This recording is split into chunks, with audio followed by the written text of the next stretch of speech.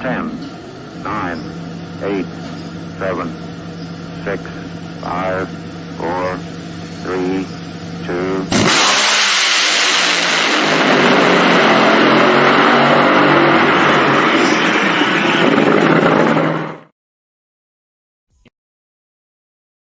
In the final round, which was ran in complete darkness, Hill would square off against the man who owned him during the summer, Joe Amato.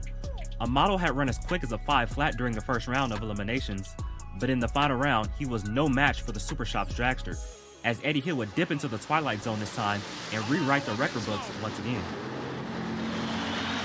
And Eddie Hill, the quickest elapsed time in history, 4.93 seconds. Fuzzy Carter celebrates. The entire starting line has gone crazy. The whole crowd is cheering the Texan, Eddie Hill. Fuzzy Carter's reaction said it all, as Eddie Hill would put an exclamation point on his whirlwind of a weekend by shattering that lapse time record by a full 600th of a second with an unthinkable 4.93 second run. However, Hill's back-breaking run in the final round would actually be too quick to back up for the record, meaning his 4.99 from the semifinals would officially stand as the new elapsed time mark. Slammin' Sam, and to everyone out there, good evening. It is the Competition Plus Power Hour. Dude, Eddie Hill certainly was doing the thrills there in the late 80s, and I just want to know, look, we know that he went 4.93. We know that he set records there, but did anybody happen to take a measurement of Fuzzy Carter throwing the hat? That had to be a record. That thing had some whiz on it for a summer hat. I think that was, a good 60 foot there for sure. Oh, for sure. What a celebration and a huge moment in drag racing. A barrier shattered completely, and forever, Eddie Hill, known as the father of the fours. It's moments like the Texan, so on and so on. Yeah, Lee, it's moments like those in drag racing and just the history of what this sport is that we love, what motorsports has become, has evolved from and now to, and just things like that. When you sit back and you get to enjoy those things and you get to enjoy those moments, that Darren Williams Jr. Hot Rod E&T that he put together, and you search through YouTube, or you get caught in the tunnel, as I would say, like I usually do, in the YouTube tunnel, and you get to watch back these memories of what drag racing was, and the staple moments like that. I mean, to have access to that is phenomenal, but to actually feel like you're a part of it is great. It is, and Darren, the assistant editor for CompetitionPlus.com, did a spectacular job on that, and you can see the full video. That was a snippet, but you can see the full video on Competition Plus TV. That is the YouTube side of CompetitionPlus.com. And yes, great content there. We think we're going to have great content tonight on the show. We've got two very interesting people that we're going to be talking to. Yes. First of all, Lee, who are these guys? Well, Chip Loftin, I can tell you, I want to see your face. Made a big impact in drag racing. Most are you of sure? You are going to know. Oh, huge impact. Most of you are going to know strutmasters.com. Never heard of it. Never heard of strutmasters.com? Never. I remember I used to talk. I remember I used to talk to this guy that said he worked there. Right. And he used to post pictures and said, "Oh, I got to put together this picture," but never heard of strutmasters.com. Never seen orange and purple and black and blues, all with strutmaster.com on it. Orange and purple, the only orange I remember and black is Tony the Tiger, or maybe What about Rookie of the Year Justin Ashley, strutmasters.com? No, I've heard of. Now that you say that, I've heard of Justin Ashley, but no, this I don't. Lee, maybe I don't. Maybe it's this new medicine or something. But the Strutmasters, no, wait a minute, no. Okay, I think I know. I think I'm getting it. It's coming to me. This old, as Bobby would say, the old brain's coming back to me here. Are you talking about that guy that's still on the starting line, even with everything he's going on in life, helping push the car into Yes. the burnouts. Yes, Are you talking actively about? involved in the sport. Are you talking about the guy who isn't with the actual strut master? He kind of sold the company a little bit, but is still like very active in promoting younger people in motorsports.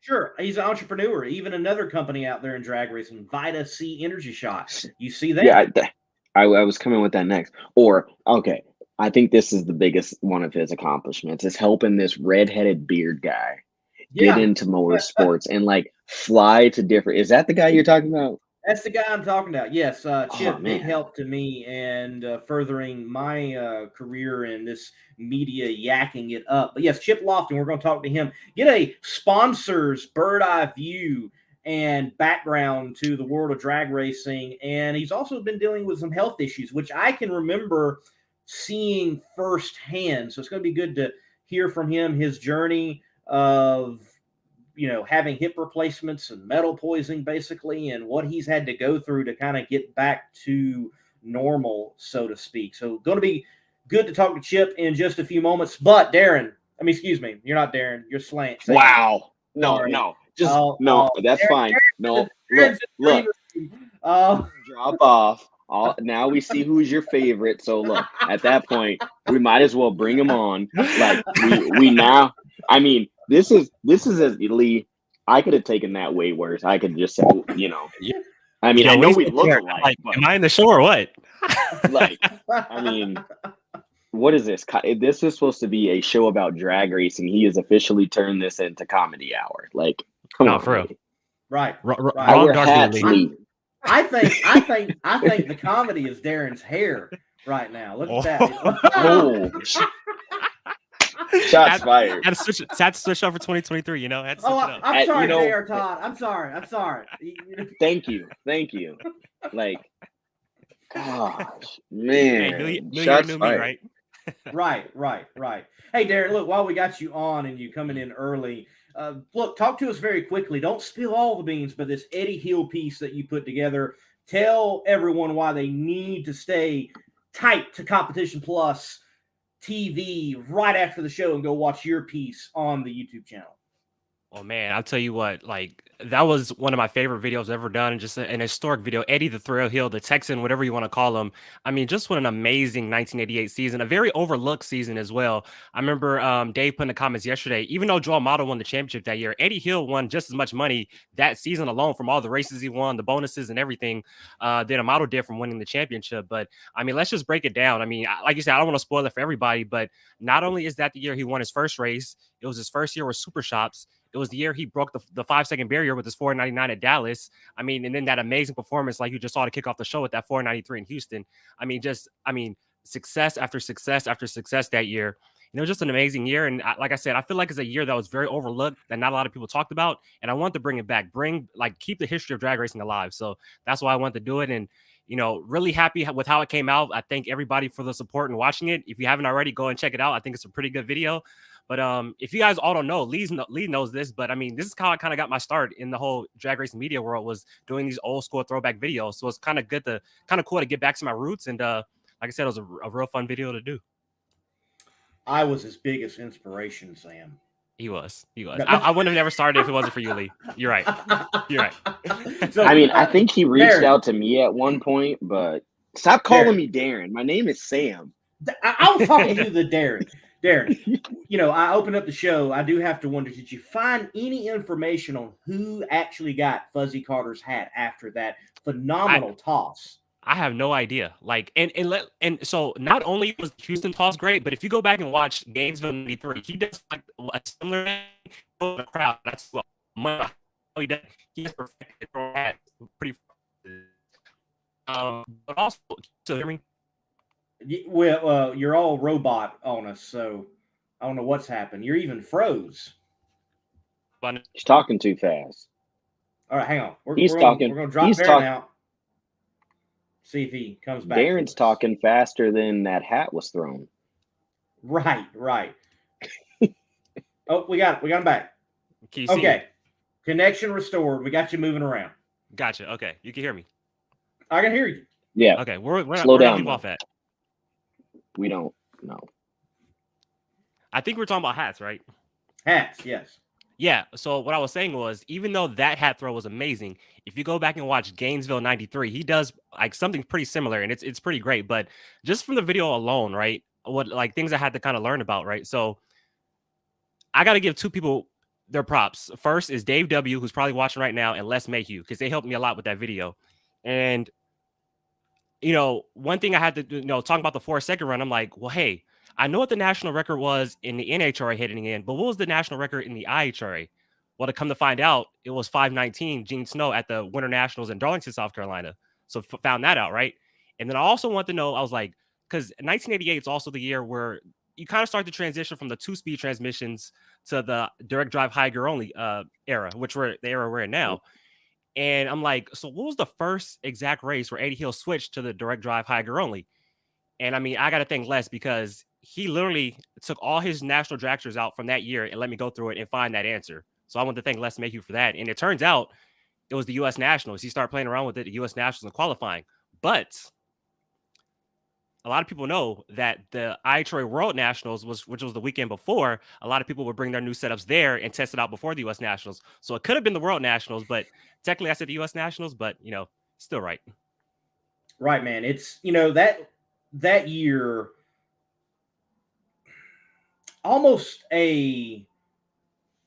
you almost go from like a different era. Like you got this pocket of drag racing, then the pioneer pocket, and then the modern period of drag racing. 88 might in a lot of ways be where 88 to now is modern day like drag racing. And Oh, for sure. Look, Gene Snow and Eddie Hill and many others, there were fights back and forth, IHRA, NHRA, that race to the fours. Mm-hmm. And even in the video, I say, Eddie Hill's 1988 Super Shops car, even though it was a shorter wheelbase car, it wasn't like the 300 wheelbase car when they started going from before. I think it was like 285.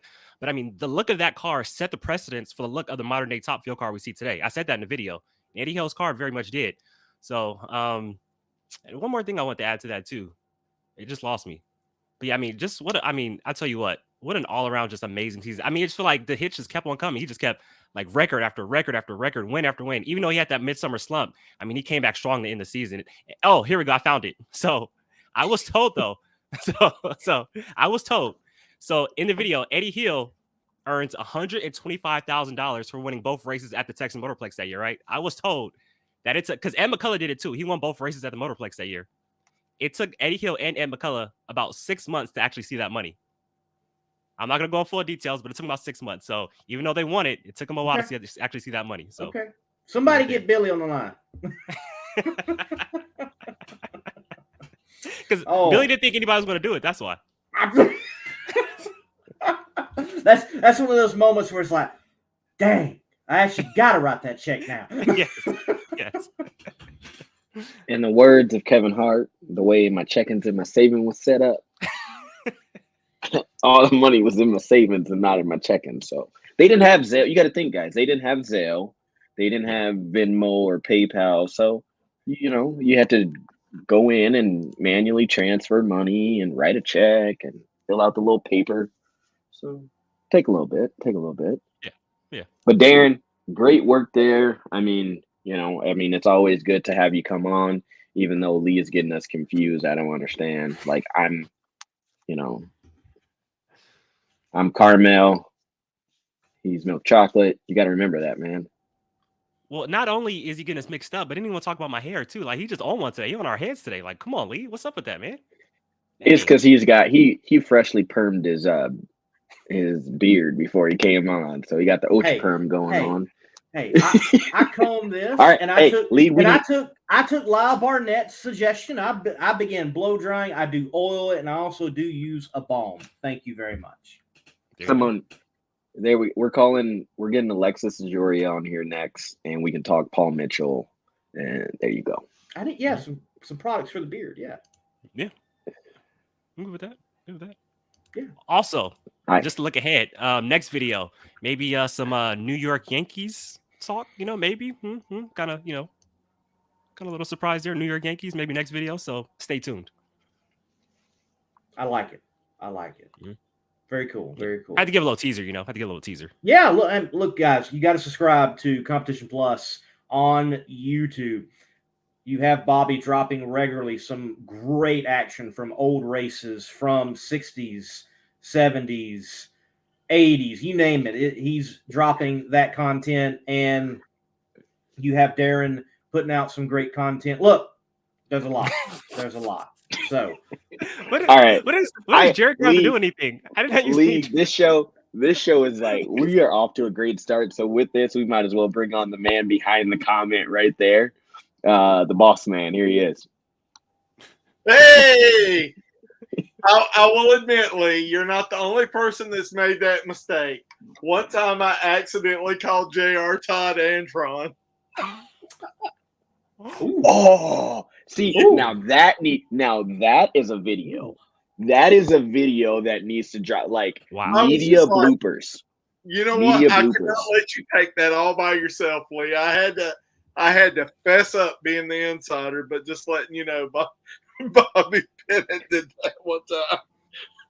Okay, what's the reaction in that moment? Like, what is the reaction? I don't even want to say it. I don't even want to say what was said. Man, this interview is done. Have a nice day. No, it was not that. He wore me out something awful. There was one time, J.R. Todd told the story. He was in the airport one time, and he said some fans came up to him. He was like, "Hey, are you Antron Brown?" He goes, "No, I'm the other one." That's basically his response. I'm the other one. So, okay, since you said that, Darren, so I'm walking in Indy. I get out of my rental car. The guy picks it up right there at the airport. I get out, and if you know anything about the Indy airport, you walk in and you kind of like go in and go, right by like McDonald's, Chick-fil-A. So I'm grabbing Chick-fil-A because I'm like, we don't have that in North Dakota.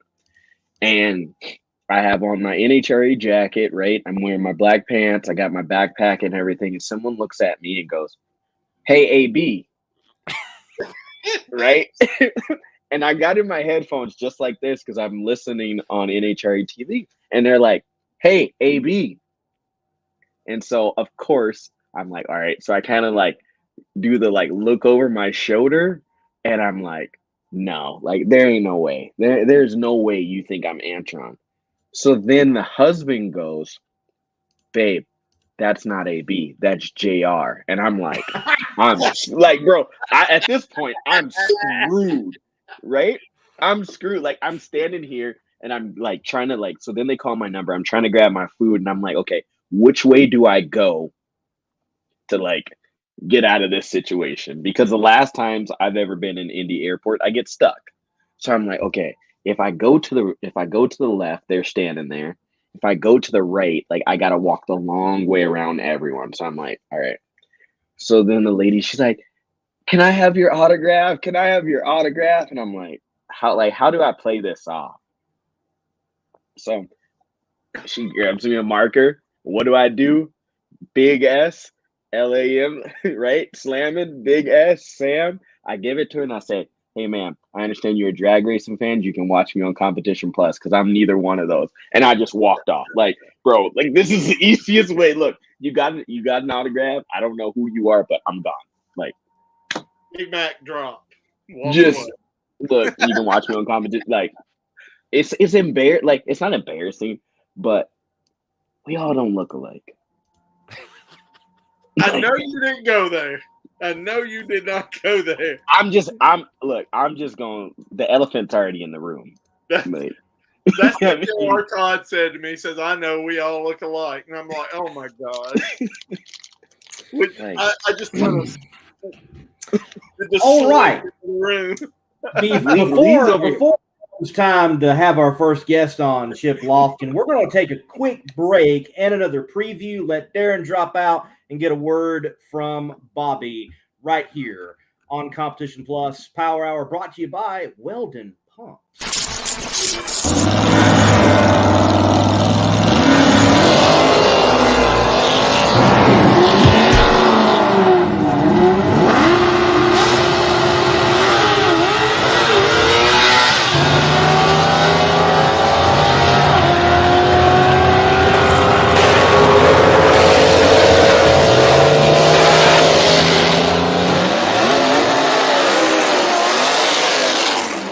Lyle Barnett on September the 23rd of 2015. Hey guys.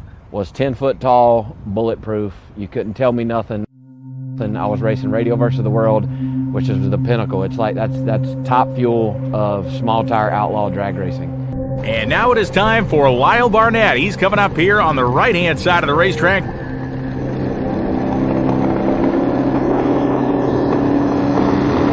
Both cars off the starting line strong, and look at Hancock pulling to a 3-9. Oh, man, look at the right side. Lyle Barnett is in massive trouble. Barnett's car completely engulfed in flame, now heading across the racetrack. Huge impact with the left-hand wall. Barnett still burning down there. He is in a heap of trouble in that race car, trying to get it stopped. Oh, boy, please remain where you are. Barnett's in trouble.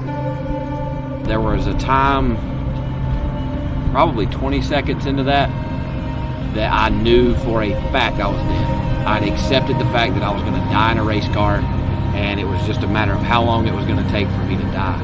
I'm a new dad, which is number one on that list. I'm a U.S. Nationals champ, and my wife would kill me, but it rides a close second to being married to my wife. So I didn't say that for real, babe. I didn't mean it, but I did. Dang, you forgot your most precious victory of all. What's that? Life. Oh, yeah. The Lyle Barnett that existed before I was burnt is not the Lyle Barnett that many people know today. Lyle, we can't even comprehend the challenges you must have faced after your drag racing incident in 2015. With the weight of that Wally in your hands, talk about the courage it takes to get behind the wheel of a race car. It doesn't have anything to do with me. The good Lord up there kept me around 5 or 6 years ago now, and I never thought I would be here, but you know, there's some good people that have gotten me to this point. My family first and foremost, and everybody that stood behind me in 2015 when I almost lost my life in South Georgia. And there was a time there where I wasn't going to make it. There was a time there that I had a chance. There was a time there that I was going to spend the rest of my life on a vent. And then there was a time when they realized that miracles had happened in that hospital, and I went from, you know, near death to fully functioning and healthy lungs.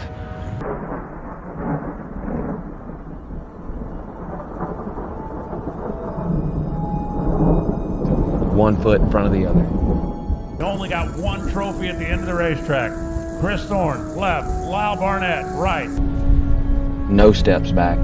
I don't care what hits you, what hurdles you come across, what storms is what we called them in the hospital. I don't care what storms you encounter. It's 1 foot in front of the other moving forward.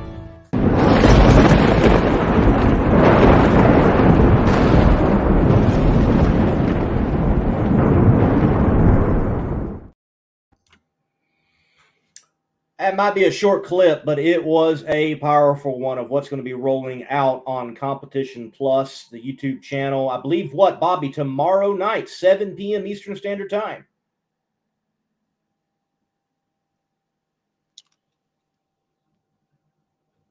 Bobby. Yeah. Yep. The video comes in at just a little bit under 60 hours of editing time. That is a episode of Legends, the series kind of editing effort. Basically, it's a story about Lyle Barnett and his courageous fight through the dark times. Not just we know what he did when he came out in the race car, but we don't know a lot of what happened at home when he didn't want to be with anybody, be around anybody. And the fight to power through. This is a video that I could watch over and over and over and over. And it just changed a lot of us when we saw that. It was just incredible. Just incredible. And that will be premiering tomorrow at 7 p.m. Eastern Standard Time. It's about a 30-minute video, but boy, I tell you what, it packs a lot in those 30 minutes. But, man, what a guy Lyle Barnett is. I mean, I knew he was top shelf, salt of the earth, but wow. just take that up about 3 notches. And that's what kind of guy he is. And you'll see that tomorrow at Competition Plus TV. And I was really proud to see Darren on here and see him talking about the video, because now American Hot Rod Entertainment will have their own playlist on Competition Plus TV. So, and last night it played out to a big audience, and we're going to keep growing that property, and we're going to grow it and grow it. And, you know, I really like the fact that Darren talks on his videos, because I can't stand to hear myself on my own videos. So, you know, so anyway, guys, let me get to the insider stuff. So if you're expecting to see a pro winter warm up this year, ain't going to happen. No official pro test session, not protest. An official pro test session like we've seen at Arizona, like we've seen at West Palm Beach, like we've seen at Vegas. Not going to happen this year. From what I hear, there's going to be 4 different tests, including one at the first week of February. There'll be another one either the second and third week of February, and then there'll be one the last week of February. Now, I know 2 of the tests, or 3 of the tests I'm hearing is going to be at Gainesville. And one of the tests will be at Las Vegas, which I don't understand that one. The reason why we're starting on the East Coast is to save money in there, so you're going to go to Vegas to test. But anyway, nobody asked me for my opinion, so I don't have an opinion. It does seem strange. Yeah. Well, you know, maybe they're getting ready for the West Coast run right after Gainesville, but I have to think that the conditions are going to be different that time of year, but we'll just see.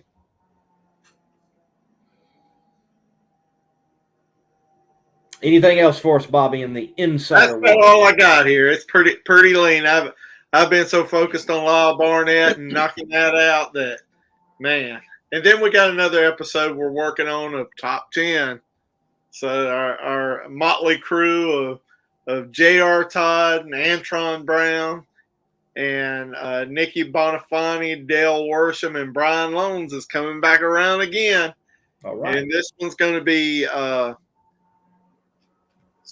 wild wheel stands and wheelie cool runs.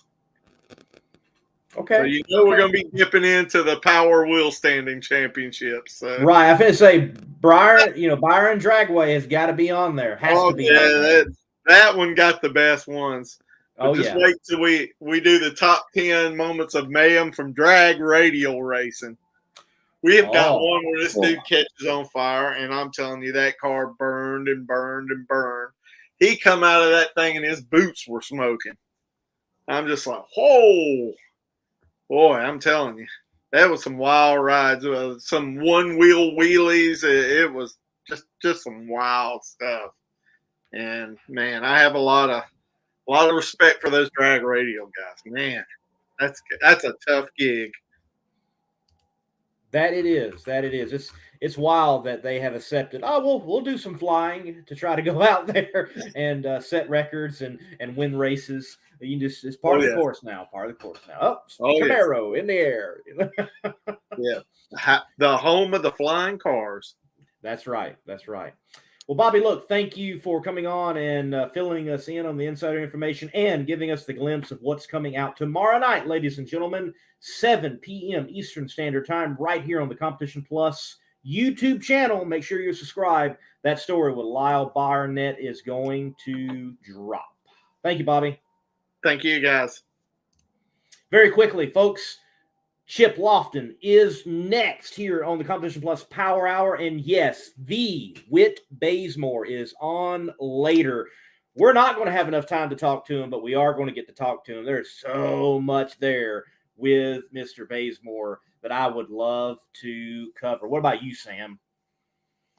Man, just the history, the story. I mean, breaking down the whole, from where he started to where he ended, and the funky times in between. I mean, just so much to talk about. Even like I said, I know I joked around at the beginning of the show, but even with Chip Loftin, you know, everything that he's done and you know, is still in doing and investing into our sport. So I mean, our guests tonight have a lot of impact and power in, you know, the drag racing and motorsports industry. So we can't thank them enough for that. Like you said, thanking Darren for coming on with his, you know, his hot rod ENT pieces. Those are going to be fire. And just to speak about the Lyle Barnett, I mean, Lyle and I go back a little bit further than, you know, that race. And it was weird because I had just talked to Lyle about a helmet before this. And, you know, these things have happened.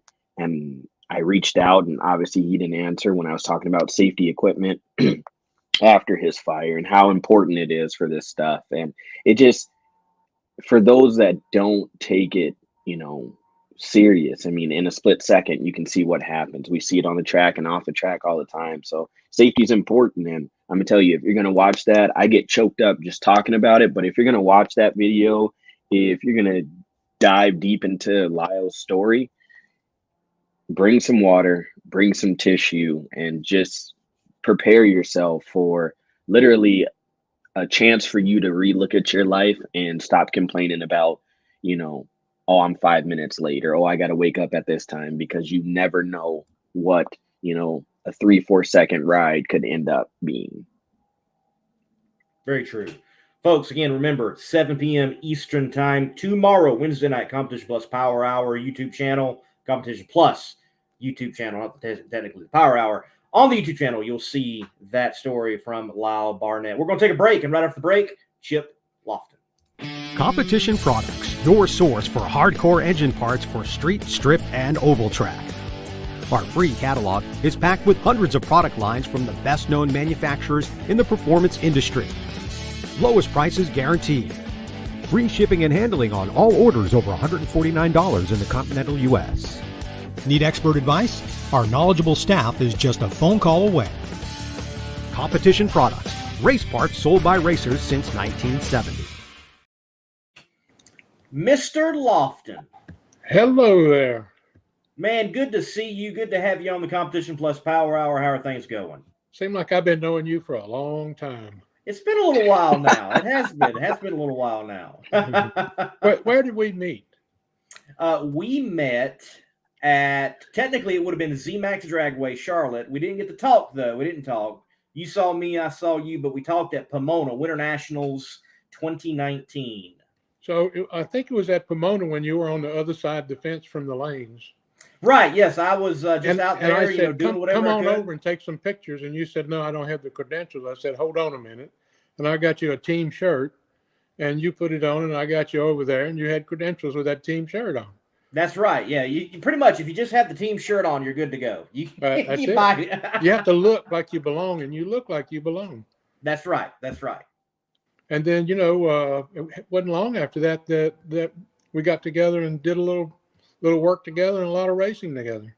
That's right, for sure. A lot of racing and a lot of work as well. And again, Chip, you know, while I got you on the show, thank you. You've been a big help to me. But you haven't been just a big help to me. You've been a big help to a lot of racers, a lot of people in the industry. Why? Because I don't think the ROI is all that it's about. No, you know, I guess it goes back to when I was a kid. I built my first race car when I was 16. I built a Henry J and put in a J2 Oldsmobile engine. That's a V8 with trip deuces on it. And I have that again. But I kind of got an early start, and then I went and built a 41 Willis B gas car, wheel stand car. That was, I'm going to say, around 1969 and 70. And when the funny cars came out, the old-timey, nostalgic now funny cars, they kind of took my little bit of show money away. So I kind of gave it up, and just out of practicality. And it took me a long time to become successful. But when I got there, I said, you know what, I'm going to get back in. I'm too old to drive. See if I can't help some guys that need a little help. So it's been a fun ride. I've been really blessed to be able to do some of the things I've done in my career, and hoping that we can continue to do some more. Exactly. And Chip, I've met you multiple times with Justin Ashley and seen you around with Lee. He's introduced us, but you do more than just, the drag racing stuff, what you say with Strut Masters and Vita C Shop, and, how you helped a lot of teams get through, the COVID season with Vita C Shot, and how healthy and affordable it was for people. When you look at that impact that you had during that season, just with Vita C Shot and how it's grown to what it is, what was your main focus on, helping everyone with that? When we went to Gainesville for the Gators in 2020, nobody knew we were going to be faced with this COVID thing. If I can count right, I think I had 15 cars sponsored then. And then when they told us we couldn't race, it was like, wow, this is not going to be much fun this year. Then when we were allowed to go to Indy over and over and over, which was fine. It was a way to get back in the game. I hung with it, and nobody in the stands because we weren't allowed. And but look, the NHRA, all the things you can say bad about them or whatever you want to say, it's the only show in town. It's the big circus. It's the big deal, and it's everything to me, and to many other people. So, it was one bite at a time, trying to get that elephant out of our backyard and getting away from the COVID situation. And I applaud NHRA for hanging with it and doing what they had to do to keep it alive, because it looked kind of gloomy there for a little while. It was looking a bit gloomy during that time. I think the most gloomiest time, though, when we were flying out of Ennis, Texas, and fuel was leaking out of the plane. I think that was the most grim time there, Chip. Well, as long as we don't run out of gas, we're okay. Right.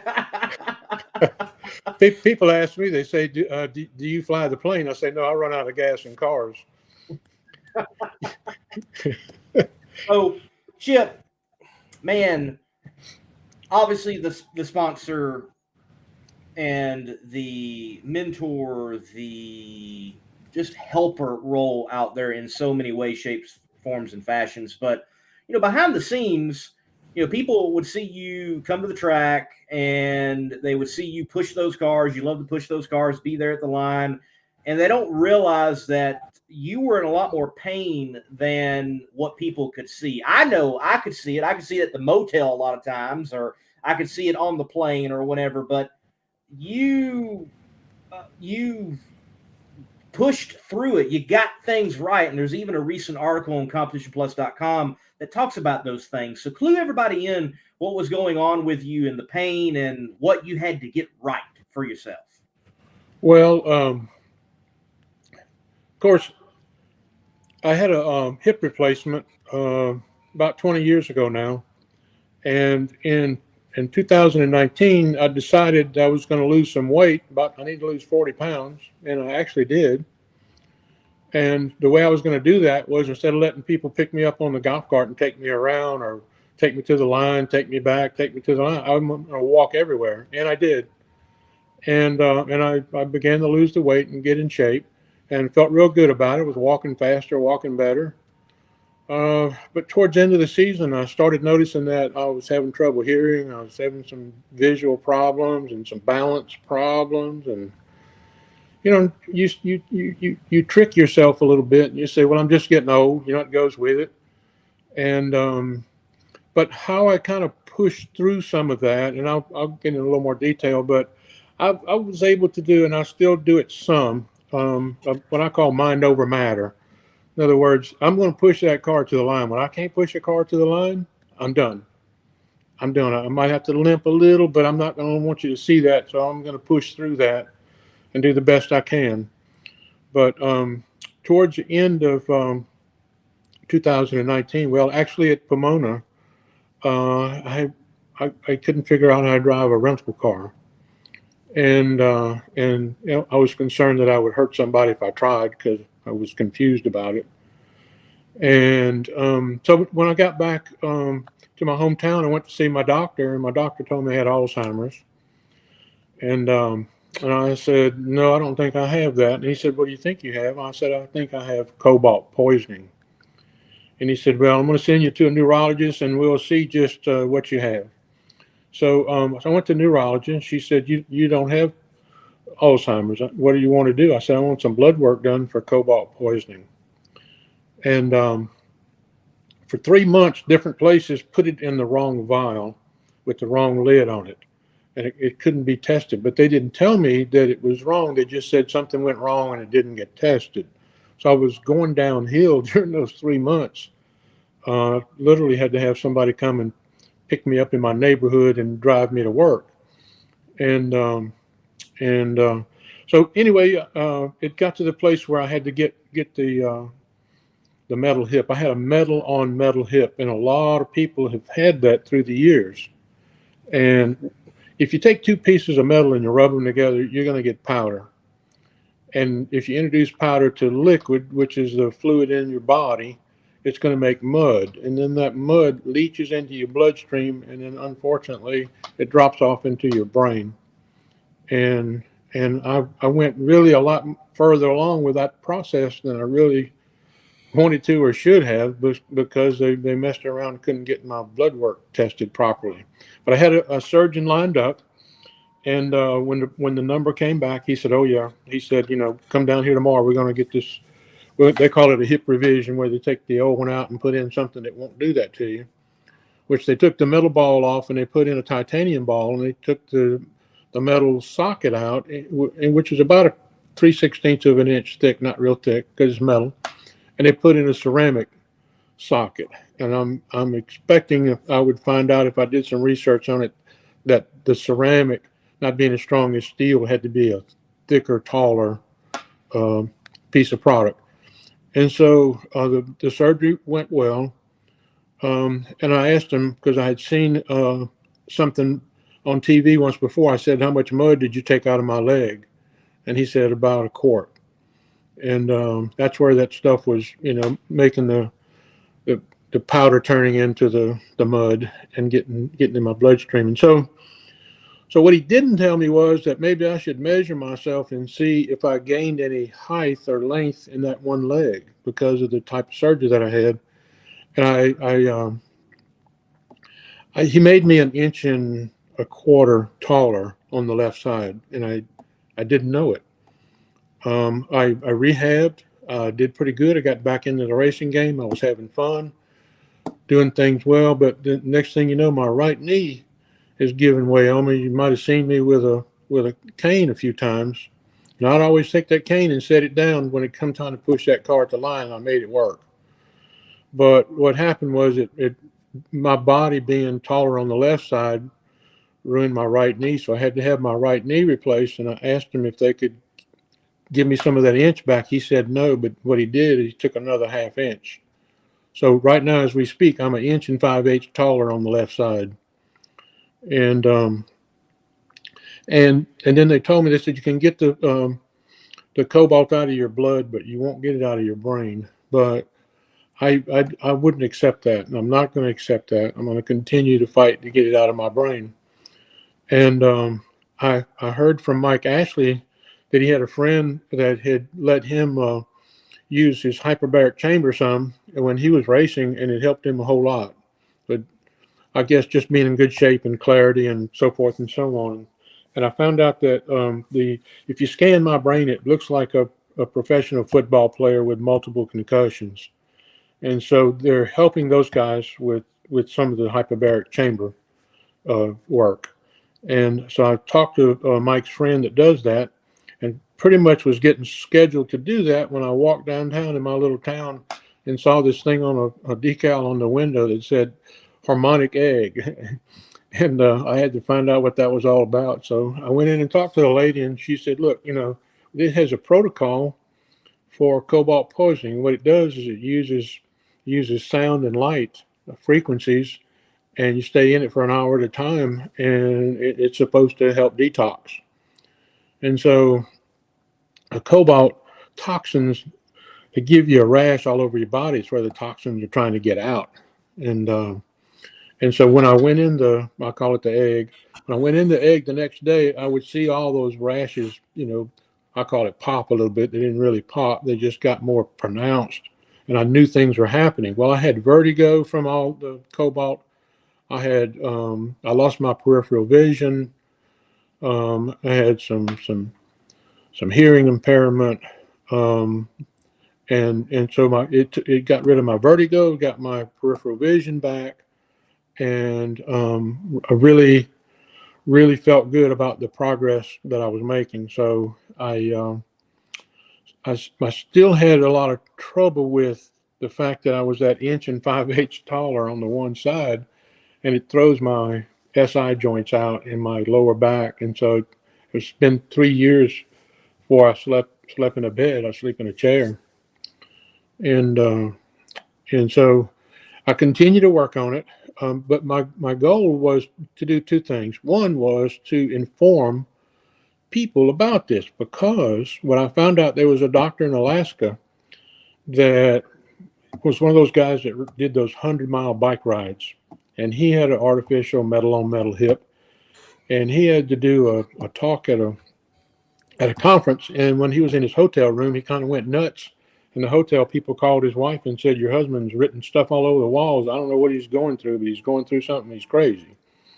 And so they came and got him, and they figured out it was cobalt, and they gave him the surgery. But he got to thinking that he had a lot of patients that he had diagnosed as Alzheimer's or dementia, and they were in nursing homes that had those hips put in.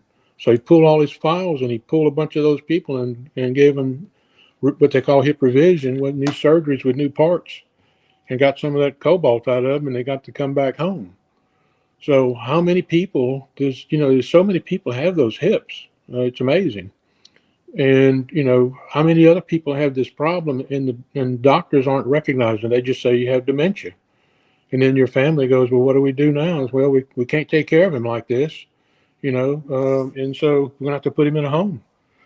And the other thing is, so I wanted to make it known to anybody that I could that this exists, and that maybe, and I literally had, when we ran the first article, I had people calling me going, "Oh my God, I just put my mother in a nursing home because she had dementia real bad." And the truth is she had a hip replacement 10 years ago, metal on metal. So, and they called back later and said, "We got her fixed up," so, you try to do things like that if you can. And the other thing is, I'm hoping somebody's going to send me a note one day and say, "Hey, Chip, if you'll drink this right here, drink this potion, you won't have those problems anymore in your brain." Because I still had trouble finding words sometimes. My coordination is off. If I can drive again, I'm a little bit more aggressive than I once was. I don't know why, but that's part of that deal. And I can't do all the things I used to do. I have to be careful walking upstairs and hold on and stuff like that. But, I always see the glass half full. I'm very blessed to just be here talking to you, with all this going on. They could have put me in a home thinking I had dementia. So I'm blessed that I was not going to accept that. And I was going to do a lot of research and see what I could figure out.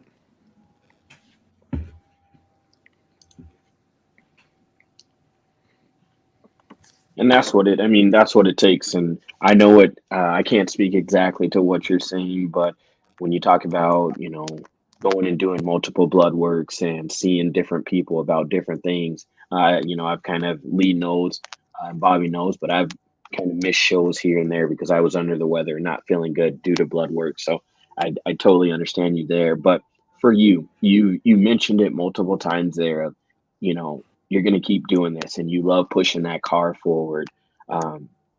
Justin Ashley. And, I have videos even from you with Indy, with the concert that you put on. You're there, you're excited, about what you do. But what is it, through all the medical, through the hip pain, through everything else, what does that moment mean for you when you actually help the team, that you're a part of, that you're partnering with? Like, the fulfillment of it, the joy. What does that bring to you, and what does that moment actually mean for Chip Boss? Well, it makes it all worthwhile. Obviously, all this stuff costs money. Everybody at that racetrack that's in a car or around a car, they're spending their life savings trying to make things, get better and better. And I like to work I worked with a lot of the small teams, and I was Justin's first sponsor, and I was with him from day one before he ever stepped on the gas. And of course, he had experience as an alcohol dragster and all, and did quite well. And he comes from a racing family. All that matters. They're like family to me. Some of the other guys, I didn't have to do this with the Ashleys, but some of the other guys, and I won't mention names, but when you're out there and you're toughing it and you can just barely get to the track, you don't take care of everything like you should. And some of the other guys, I was just honest with them. I would say, look, so and so, if you don't clean this mess up that you got out here and get all your stuff organized, you're never going to get a sponsor. So I would work with them to try to help them do some of those kinds of things, And if they had a ragged awning or something, maybe I would help them with the awning too, And when it costs so much money to do this kind of stuff, and for Justin to be competitive, that's a real expensive deal. And having been there when they were able to get Phillips Connect to come on board, it's huge. And that was my goal all along, was to help these guys get a bigger sponsor, to get them up the ladder, make them look better, get rid of some of the junk.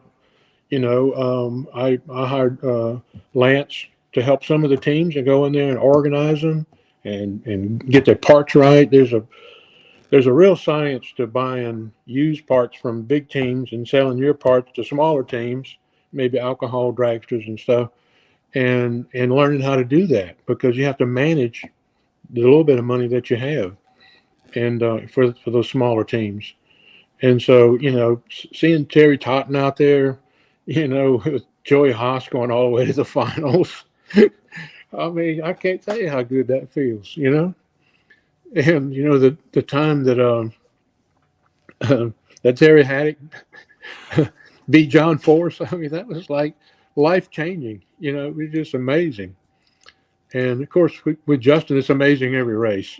They have such a great team. They're very good at what they do. They work really hard, and they manage their stuff pretty well. And I suspect that even though it's gotten much tougher in the last couple of years, it's going to be tougher again this season, but I suspect he'll be right there with them. They're upgrading some things, making a few little changes here and there. And I'm one of those guys that, I obviously I can do a little bit of mechanical work, because I did about 400 suspension kits for Lincoln Continentals and Cadillacs and all that. But I'm not up on all this new stuff, and I don't want to be up on it. But I see some things from outside the box that sometimes when you're inside the box, you don't see. I'm not going to mention some of those kind of things, but if you were to ask Justin Ashley how his lights got better this past season, he'll tell you a story. And so, like I said, I try to look at everything that's going on. I watch the videos. It's like, oh, you're doing a burnout like you used to do in an alcohol car. It's short, Is that clutch getting hot enough? What's going on here?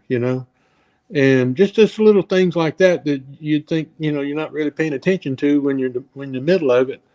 But when you're outside the box looking over there going, what's different about these two cars? What's different about that run? Oh, I see something. If you recall, Justin Ashley's car was getting way out of hand on the tail end over the runs. I was getting scared he was going to get hurt.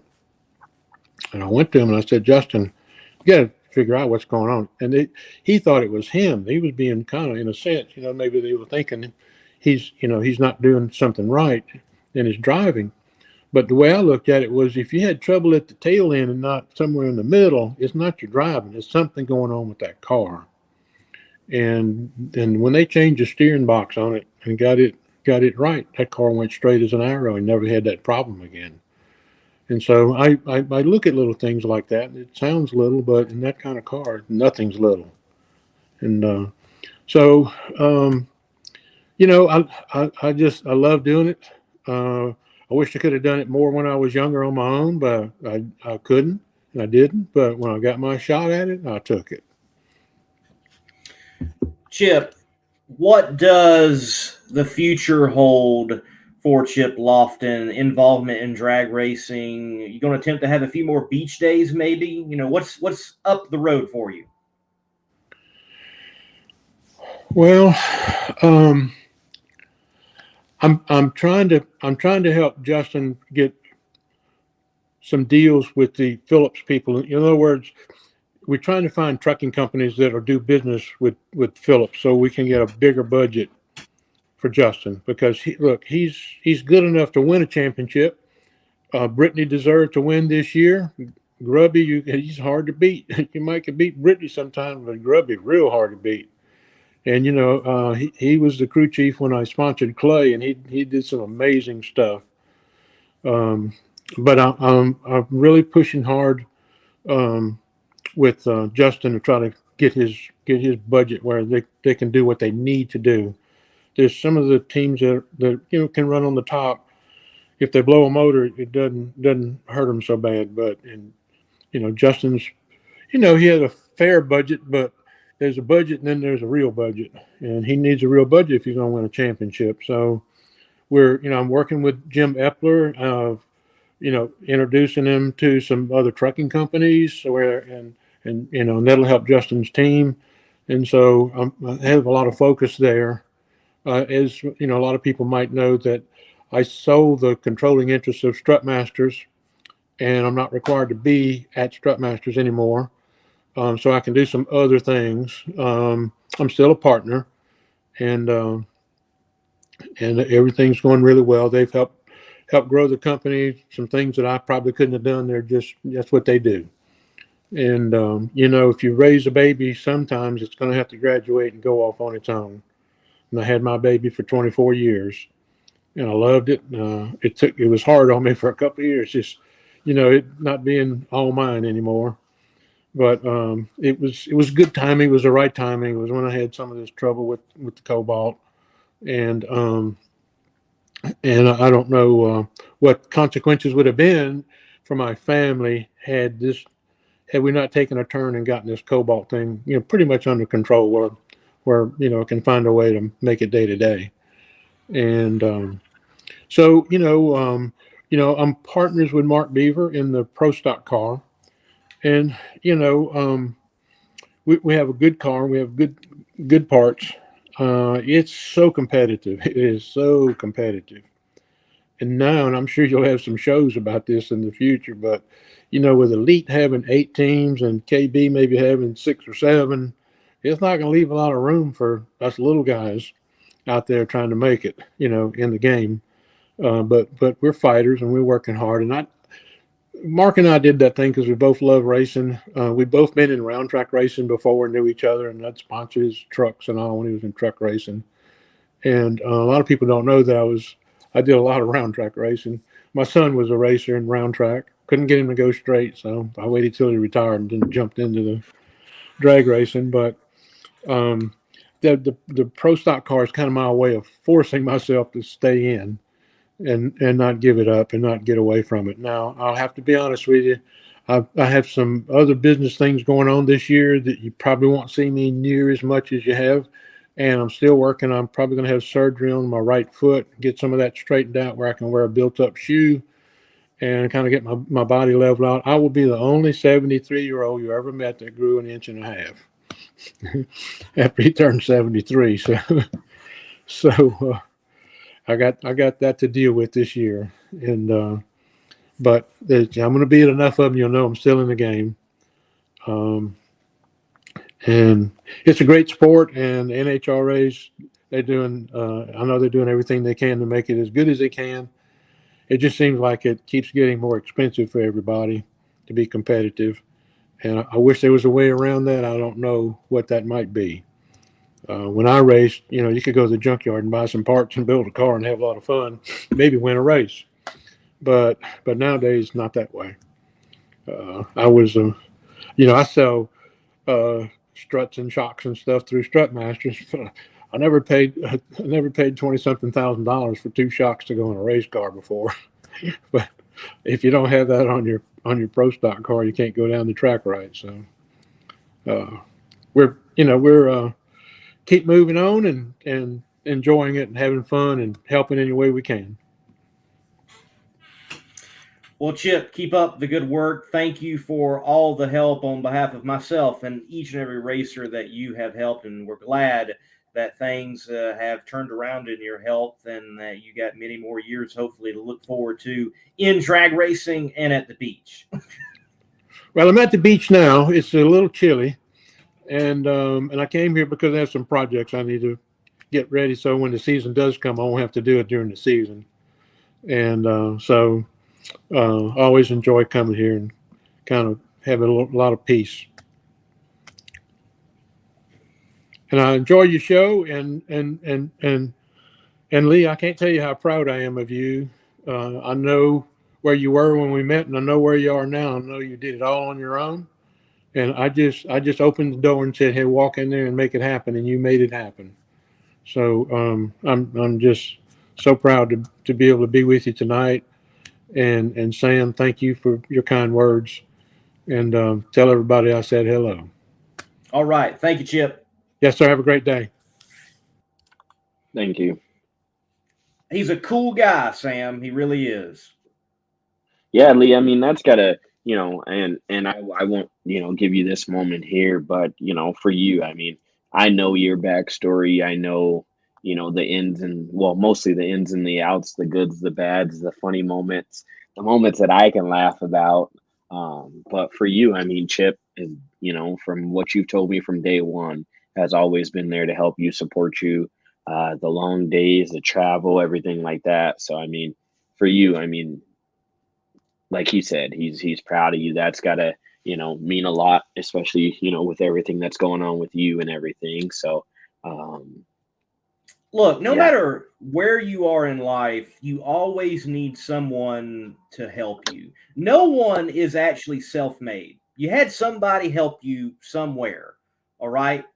And Chip is someone for me that definitely did that in this motorsports world and in the media world to progress as quickly as it has. And, even being right here, Chip connected me with Bobby, and Chip connected me with this person and that person. And being associated with a brand like Strutmasters, it allowed me to go in and out of like every single pit of every single class. So people got to know this red bearded shaded dude and what he was about and up. So definitely Chip Loftin, instrumental in me getting to where I am today for sure. And if you're out there, if you can be that person that helps, be that person, but also be willing to take the help wherever you're at. And I don't mean that just motorsports media, but in any industry, they're needed both ways. Yeah, definitely. I mean, one thing that, you and I have talked about, even with having Darren, say what he said earlier in the show is that, he reached out to you. We all got connected, all three of us, and kind of, started talking and chit chatting. And that's what it's about. It's motorsports, industries, whatever you're in and whatever you're involved in. It's giving the shirt off of your back to someone else, or giving that helpful hand or that encouragement, answering the phone call that may come in at 9-10 o'clock at night when someone's got a question. I mean, that's what we're all in this to do, is right. Yes, I mean, some may say it's selfish, but we're all in here to help each other grow and to reach the end product as more views, more showtime, and more people. We want to put these cars out in front of people. Someone jokingly up in the comments here, I don't know if I can find it, but, Chip has done phenomenal things with the different, sponsorships and friends and everything he has. Summers said, Chip helped Lyle get Yingling beer as a sponsor. I mean, that's what it takes. I mean, who knows who that knows? somebody at Yingling? It needs to happen. And I'm gonna put this up because I can see Chip is still back in the green room watching it. But I mean, who knows? He may know someone that's in Yingling there and that can help Lyle. But that's what it's all about. And from the great words that you've said about him, from speaking with him in the pits, I mean, he cares about the sport. He wants the sport to develop and grow. And it's not just about his growth and his companies. It's about the well-being. And like you said, I mean, just the tradition that the Ashleys have, it felt like family. It felt like, I mean, with having the racing community already built into that family, and that's what it takes. And if we all take a step back, and if you didn't get anything out of all the stuff that Chip said, is get the help, just like you said, right. Figure out, don't just take the first answer, keep fighting, keep pushing, find that thing, I mean, when I'm 70-some years old, if I can grow 2 inches, that'll put me in the 6-foot club. Like, hey, like I'll take, you know what I mean? It's the little things in life that, that we all, overlook. But that's the spirit that you got to have, is just to keep fighting, keep going forward. And, I'm jealous. Like, he's growing. I'm over here think I'm shrieking. So if I can grow 2 inches, puts me in a whole new ball game. So that's what it's about. Well, Sam, look, let's take a break. And right after the break, I think we're going to attempt to bring Darren back on. We'll chat a little bit, see if we can give Whit just a little bit more time, because we haven't got him in the green room quite yet. So a break coming your way on the Competition Plus Power Hour.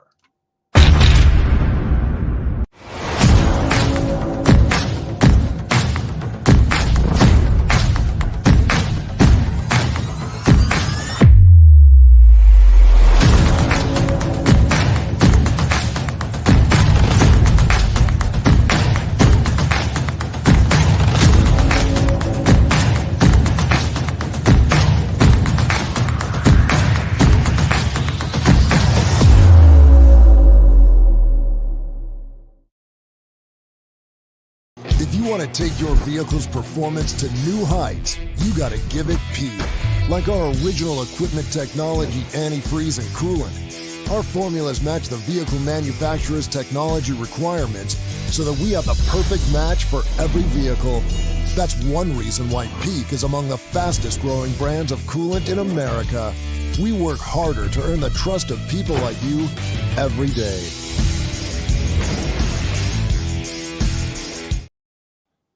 All right. Good to have Sam back. Wait. I knew that was going to work. I knew it was going there. I got a question. I got a question. So we're supposed to have Whit on, right? Yep. And you just put a Scotty Cannon commercial on. Are you trying to start I know you have feud between Darren and I, but are you trying to take this show to WWE status or something? Look, I hope nothing has happened in or Whit's or what I hope we do have, because what I do love about Whit Bazemore, that dude's just gonna tell you. There's no gray area with him. Yeah, he just tells you. I love it. And that's what see, you go back to the 80s in drag racing, people said exactly how they felt. And isn't it funny how last week you have Scotty Cannon on, and then the following week you actually have Whit Bazemore on? And if you guys remember, I believe it was Atlanta 2001. 81? No, Atlanta 2001. My bad. When Bazemore and Scotty Cannon had that mini burn down, and at the top end, Bazemore's giving Cannon the burn. There's a back and forth between the two in the coming weeks. So yeah, there's been some rivalries between Baze and Cannon back in the day. I don't know what's going on with Lee, but I think tonight he's in some he must have ate some fire chips or something tonight. He wants to start something tonight. Yeah. I woke up and drank the violence juice. That's right. You're not drinking death water, is what you're saying, are you? That's liquid death. Okay, it's actually pretty good water. Liquid I like death. their sparkling and the mountain water as well. It's very good. Hey. Yeah. Till you watch the YouTube videos and see people getting arrested or pulled over because cops think they're drinking and driving while they're drinking. It does look like hilarious. A beer can. It so does. It does. Hilarious. For sure. Darren, throw it at us. Get it I out was there. gonna say, how about we hype the crowd up about Whit Bazemore coming on? I mean, another like legend in the sport of drag racing, from photographer to alcohol funny car racer to nitro funny car racer. I mean, for everybody knows, like Whit Bazemore used to, like, we always talk about John Force being on fire in his early days. I mean, Whit Bazemore used to be on fire back in his early days. I mean, that dude look, ran. the nickname Bazemore is no joke. Like, that was an actual name thrown around. Okay, Yes. I mean, that fast orange car, it burned down more than any funny car in history, I think. and his crash at Columbus '93, I mean, that was so philosophical and heartfelt. I mean, he said, since a little boy, I wanted to drive a nitro funny car, but at this point, I don't know if it's even worth it anymore. But he said, we're going to come back and we'll be back. And he came back, and he came back strong and got some great rides in his future and did a lot of great things in nitro funny car. But the early years were pretty tough for Whit Bazemore. They were. He fought, he struggled, and that's, I mean, I hope we do get him on, because there's questions I definitely want to ask. And one of the questions I want to ask is, Whit, your take on the modern day funny car driver at the NHRA. And I'm sure he would throw down on that question. Oh, for sure. Whit has always been known for But keeping you it got to real think. all the time. But you got to think though, if he would have come in from, you know, being the camera guy, let's go back, right? Being the camera guy, taking pictures, doing it for free, then getting paid while he's still in high school, right? I mean, the guy's still in high school and he leaves. Like, that's my question is, dude, you went to the library to call and say, hey, like, you're in the middle of school and you're that bored that you call. I'm like, hey, you still got that job for me? Like, school is boring. Like, I don't want to, right? But then if he would have taken off from that career and then gone to the driving, everyone's, oh, he just made it, right? He would have been one of those, well, it was handed to him, you know? But that makes that story, that transition and that story and the nickname and everything else, I mean, it gives it its valid, you know, it makes everything valid. It gives it the punch. It gives it that, like, surreal that you have to look back and go, damn, like, how easy would it have been to be like, you know what, man, hey, like, especially after the crash, you win, you got it, you know? And when you look at that story, and I kind of want to tie these together, but you look at that story, right? The crash, hey, we're going to come back. I've been on fire this many times. And then you look at the story of Lyle Barnett, like, are we seeing, I don't want to call it the second coming, but it's the same story, right? Like, it changes your trajectory. It changes the way you race and your story and your outcome.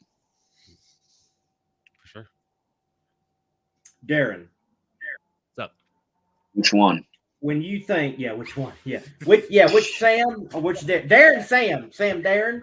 So when you think of Whit Bazemore, what is the first car that comes to mind? Because when I think Whit Bazemore, I think the Winston Mustang. That's what I think.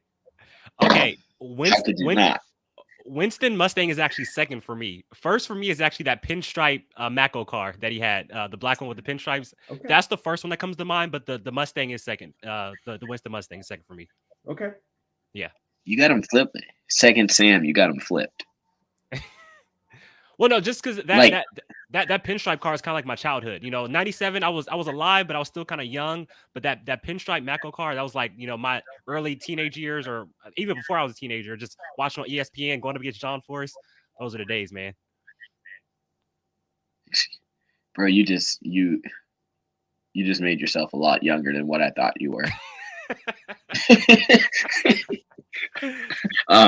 Yeah, no, I mean, I agree with you, but I have them flip-flop. Like, the Mustang for me, and it's not fair. Like, for me, obviously, I'm a Mustang guy, right? I mean, but I don't know, man. Like, it's just the pinstripe car, it paint schemes, but the Mustang. Okay, question in. 97 paint scheme or 98 paint scheme? Winston paint scheme. Which one you like better? I'd say 97. 97. Okay. Yeah. Okay. I'm more 98. Now you're making me think. Hold on. Now you're making me think. To me, the simplest, like, what made that scheme so great is simplicity, and it even brought back some motorcraft vibes.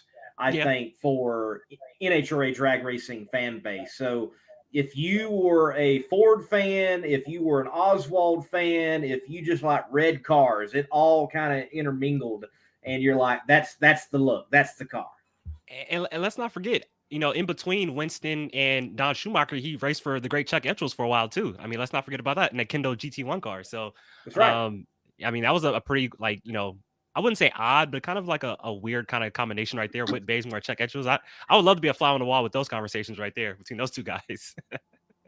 Okay, so I had to look at the 97 because I didn't remember that one.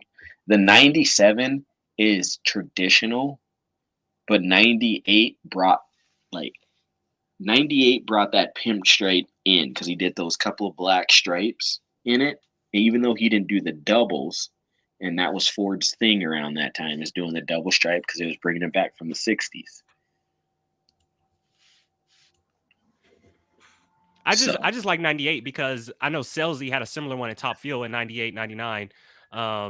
So I like that one from Selzy. So that's why I kind of just go with the 98 more. I kind of like that paint scheme a little better. But you're right, Lee. The simplicity of just the red base with just the white Winston lettering on the side. I mean, really simple and really good looking race car, and won the U.S. Nationals as well. So can't go against that. So there you go. So if we go back before we talk about what Mark is saying, but if we go back, and bring back the old school Winston paint schemes and all that, who do you think in today's paint schemes or today's wraps, who do you think can pull it off the best though? Who could do it and bring back one of those traditional looking paint schemes and make it modern looking? Good question. Like actual just Winston paint scheme or just in general, just any throwback paint scheme? No, just say let's just say U.S. Nationals this year, they say, you know what, we want to go to an old school throwback look on all the cars, right? And I think there's a sneak peek of someone who, if you follow me and you know who I talk about a lot, there's a sneak peek. Oh, not that one. But there's a sneak peek of a car that's coming out right now that's kind of got a little throwback vibes to it. But I'm saying right now, in Top Fuel, see that one right there, Lee. That one reminds me too of the marble red cigarette thing. That's, you know what I mean? My uncle that used to go to the races with us, that's what he used to smoke, and that's what it that's why I think I like that paint scheme. But who do you think could pull it off? What drivers do you think could pull off the old school paint schemes the best? That's good. I mean, so just first off, I'll let Lee go. But I just want to say this real quick. We saw what Will Smith did at the U.S. Nationals, bring back Larry Dixon's rookie paint scheme. So Larry Dixon was my favorite Top Fuel driver when I was a kid. So the paint scheme I would love to see come back is that either 01 to 05, where you had the blue base of the Miller Lite, but then at the nose you had either the silver or the white, kind of stripes that come at the nose. I would love to see that come back. So something similar like that. That's what I'd love to see come back. All right. I think, and Drag Racing Central makes the comment, McDonald's FC scheme. I would like to see a snap-on Cruise Petragon throwback with that scheme. Even do it snap-on colors. I'm fine with that. But that float, his first one, that sweep, not the pointed hood on the Firebird, but I believe on the Buick, the sweep. Yes, that's what I want to have see come back. I want to see that. Cool. It can be snap-on colors, but I think that would look very cool. That'll be cool. Dave W. I like Dave W.'s comment right there. John Force with the green roof instead of the blue roof. That shot, okay, when you're we all watched it on TV back in the day, let's be honest, right? We didn't go to every race. But when you think about the cameras, even though it was grainy, just like it is now, going back and seeing that green roof on John Force, you knew, that's the one where you used to look at your friend and be like, oh yeah, it's about to go down. Like, he's there. You probably, Darren, I think you might have one of them.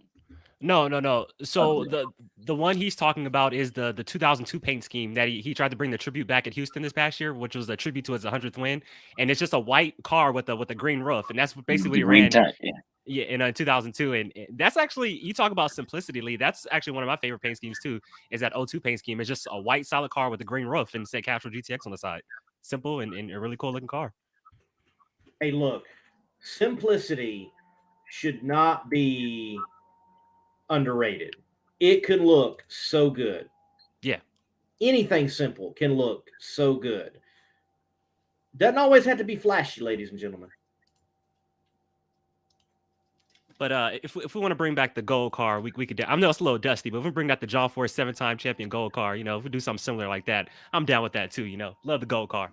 I want to see John Force bring back the flames and not underneath the body, on top of the body. I think no. See, this is personal. Here it is, personal. Let's just get it out there. If John brings back the gold car in my eyes, yeah, that's it. But if John brings back the gold card in my eyes, it reminds me of, and I'm going to relate this to stick and ball sports, but to what do you do there, Lee? Yeah.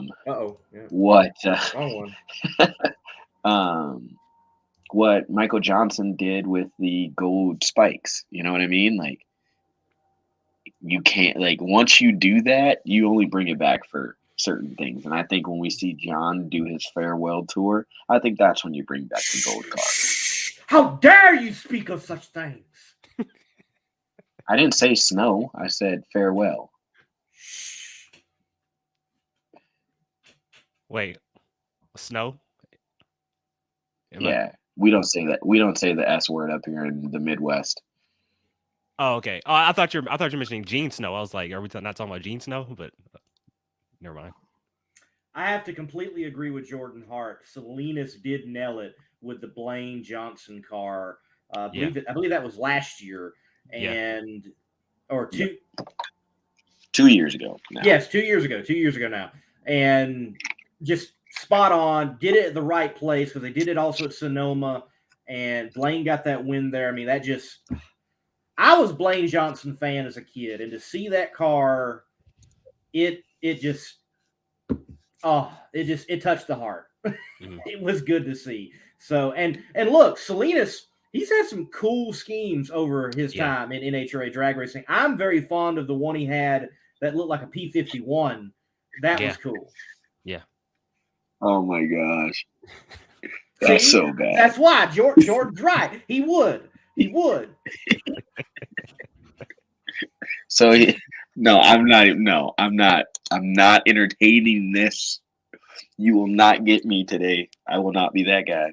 On that note, though, I agree with Jordan. I don't think we're ever going to see a farewell tour by John Force. I think, I hope he's got many more years, but I expect him to pass while being an active funny car driver. I don't mean in the car, but I'm just saying, something will transpire even though he was racing.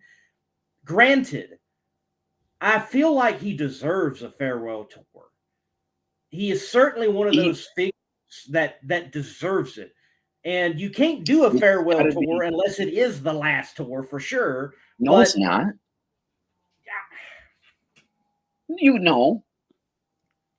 Now we're about to have an undisputed moment. Uh-oh. All right. Okay. Don't even let me finish my monologue. Go ahead, Skip. Didn't even let me finish my monologue. Let me finish my monologue. Let's go. Let's go, Lee. Let's go, Lee. Let's move on. No, he can have a farewell tour. Michael Jackson did it. He still came back.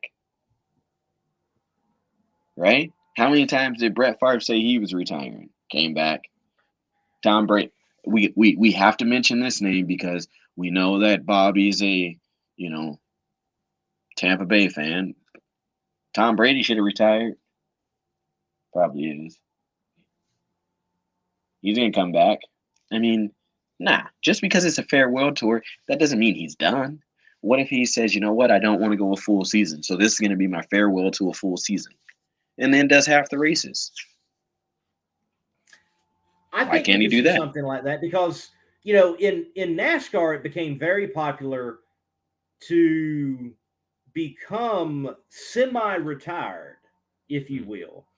And yeah, granted, some people get pulled back like Mark Martin, but my man Bill Elliott went semi-retired, raced a few races. You had Terry Labonte do the same thing. You had Bobby Labonte do the same thing. You had many NASCAR Cup stars do that very thing. Yet we don't see it really spun that way in drag racing.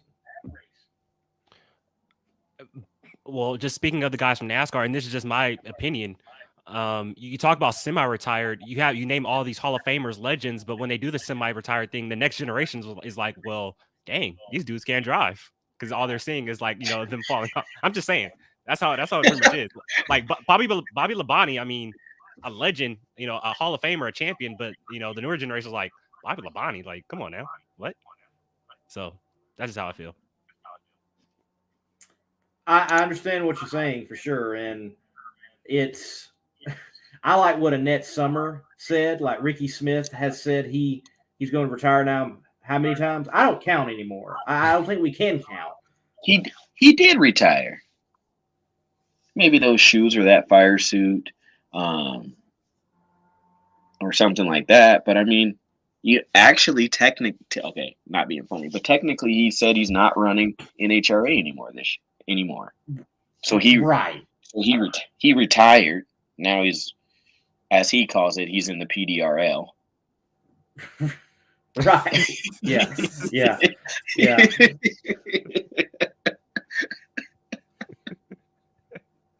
I mean, he said he's going PDRA racing this year. So, I mean, he's retired from the NHRA.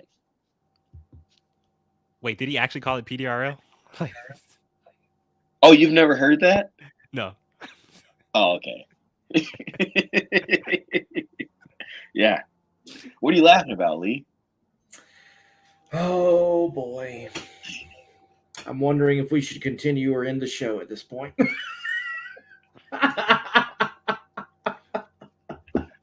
Darren, while we got you on, man, look, I think my understanding is that it may even very well be rolling to the Competition Plus platform soon, but you do a great job speaking on, chatting with the individuals of extreme top fuel and in the funny car world of the guys who race in the Heritage Series. Bring us an update of what is going on for the guys who don't want to be called nostalgic. Yeah, the guys don't want to be called Nostalgia Top Fuel or Nostalgia Funny Car no more, because there's actually nothing nostalgia on the race car. But yeah, if you guys would like, tomorrow will be the first episode, episode 4 of the Kings of the Sport podcast. I don't want to say the guests just yet because we don't have them locked in just yet, but it'll be episode 4. It'll be the first ever episode debuting on the Competition Plus platform. So come hang out, join us. It'll start at 6:00 p.m. Pacific time, 9:00 Eastern time, and we're going to talk to some guys in the front engine top field class, and it's going to be a lot of fun. So and we're going to start sprinkling in some more funny car guys and field alter guys soon throughout the weeks. But come and join, hang out. It's a really chill and fun atmosphere. It's nothing serious. We just like to talk and learn about these guys' backgrounds and and their careers up to this point, and really chill and leading up to the March meet. So the March meet is less than 2 months away, I believe. So racing is right on the corner. I'm excited. A lot of racing is right around the corner. Same weekend as the March meet is the World Series of Pro Mod with, Sam, I know it's World Series of Pro Mod, but bad only. What are you doing? CBAO. What are you doing? CBAO. World Series of Pro Mod. Okay. You don't know what that means? Oh, I remember. Certified Badasses Only. I remember. Yes, I remember now. Yes. But, I find it interesting. There's a whole lot more going on down there than Pro Mod. It might as well be World Door Slammer Nationals 3 pseudonym World Series of Pro Mod. Shh. E. Don't tell all the secrets. All you need to know it as is it's the biggest, baddest, richest race in the world. That's the way West Block would say it. In drag racing. I don't know. It's going to be a good show. Imports, you got, I mean, pretty much everything we had in Orlando, but now in Bradenton. Yeah, Mount Motor Pro Stock, the Extreme Front Wheel Drive, Pro Mod, obviously. I'm sure that Outlaw 632 is going to be announced eventually if it already hasn't been announced. So there is going to be plenty down there for sure. But speaking of that, Lee, I do want to give a shout out to one of our friends. You know what, though? I will say this. What? Wes Buck and crew needs to fork over some dough along with all the other dough they got and get Scott Palmer down there along with the Studezilla and the Chevelle. They need to be there too.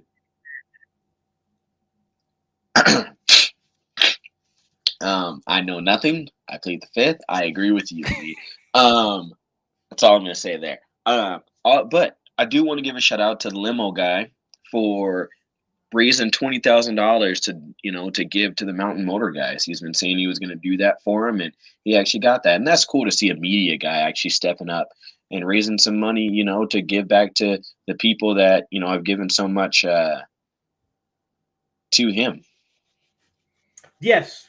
Kudos to the limo guy, a lot of hard work. And Mountain Motor Pro Stock is a spectacular class. I love it. And with IHRA shuttling its pro classes, it really got hurt, I think, beyond all the other ones, because they were like, where do we go?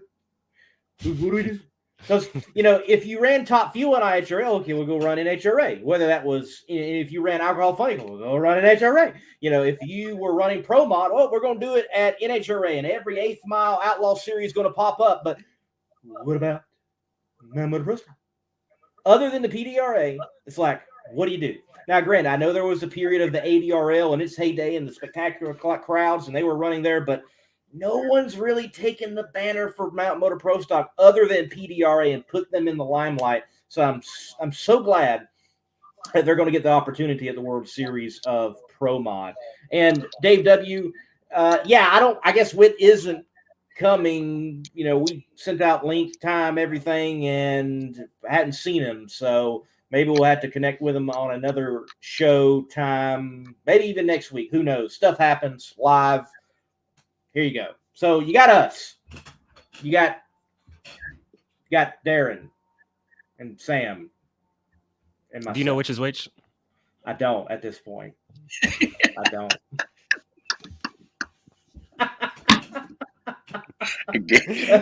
Y'all look alike. Oh no, he did it. Hey, Drag Racing Central says the ADRL. Since we got all this, since Eddie Hill's back in everybody's mind again, and Lee, you mentioned this a while back. What do we got to do to get Buddy Hall to put the Texan on the side of his car and get like a throwback paint scheme? Since we're talking about throwback paint schemes tonight, get Buddy Hall to put the Texan on the side of his car at Dallas later in the year, this year. We have talked about that. He has talked about doing a yellow version or doing the Texan one, and he's definitely up for it. I think what it's going to take. We need to get like a social media campaign going. I don't know, hashtag Buddy Eddie or Eddie Buddy or Eddie Texan Buddy. I don't know what the hashtag is going to be, but we need like a photo of Buddy Ho. We need a photo of that car. Eddie, we need to work it out. We need to get it together and need to, like, American Hot Rod Entertainment needs to share it. Slammin' Sam needs to share it. Competition Plus needs to share it. Monday Morning Racer needs to share it. Everybody watching and not watching in the drag racing world needs to share it. Look, frankly, we were just on here moments ago talking about throwback schemes. When the heck are we going to actually have an NHRA throwback race, the official throwback race? NASCAR's done it. NFL does throwbacks. Major League Baseball does throwbacks. Let's get off the Don't forget the NBA. Get off the bench. Let's get on the playing field and bring back some throwbacks. And let's have an official day. And you know what? We've been waiting too long. You know what needs to happen? The fans, you and I, all of us, we just need to step up. We need to say, okay, New England, it's going to be throwback race. And we wear our throwback tees and our throwback hoodies and our throwback hats. And we expect throwback paint schemes from the teams. Hashtag it. Start sharing now. I'm out. And just to add to that, oh wow, he really went out. Wow. I guess it's just us. And then there was two wow. of us. I was not expecting that. He really went. Wow. Okay. I forgot what I was gonna say now. I think he got all worked up. He's flabbergasted now. So yeah, we've been saying it on the show. We need a throwback. I mean, it's point blank. Period. I mean, everyone's doing it. Why not? Throwback this, throwback that. And what it comes down to is just beyond the throwbacks. Like, why not? You got people like Alex Loftin, like begging in and out to say, come on board with me. Like, I will do this. I'll pay for. Oh my God! I should not have read that comment. This show's going off the rails. That was actually a good one. Dave W wins the internet tonight, by the way. He does. Like that comment, I forgot what I was saying. But we're not even the same color, bro. Like, come on. Yingling, step up. In and out, step up. Anybody else, just step up. Let's just do it. We said it. Let's start the campaign. When we get off of here, tomorrow. Don't text me tonight. I'm going to bed. But tomorrow, us three, let's get on it. Let's figure out how to do the campaign. Let's get on with, Alex. We can text Alex. We can text Buddy Hall or whoever other drivers we think would be, good, people for this, candidates for this, and let's start making a movement. And if you're on here, Outlaw Performance ENT, Slam and Sam are my two pages that I shared on. Darren Williams Jr. and Hot Rod ENT, the Monday Morning Racer. He should start a page called the Beardish Amish Guy, but hey, like we need to start doing this. Darren, maybe you and I can start a page, Two Brothers in One, or something like that. Who knows? I mean, guys, they call us whatever, but yeah, man, I feel like that's the movement, and that's what we need to do. So, Darren, this is what we're going to do. You, my friend, Lee has already left us. Lee's left out with his charades and whatever else. So, Darren, man, give the good people your world and close out the show, man. Man, thank everybody for tuning in tonight. Another great episode of the Competition Plus Power Hour. As you always, I'm your host, Darren Williams Jr., along with Slam and Sam and the boy Monday Morning Racer. I know he's gone, but thank you guys all for tuning in. Unfortunately, Whit Bazemore cannot tune in tonight. Hopefully, we'll get him next week or something like that. Like Lee said, stuff happens, but we'll see you guys all next weekend, next Tuesday night, 6 p.m. Pacific Standard Time, 9 o'clock Eastern Time. See you guys all next weekend. Good night, everybody.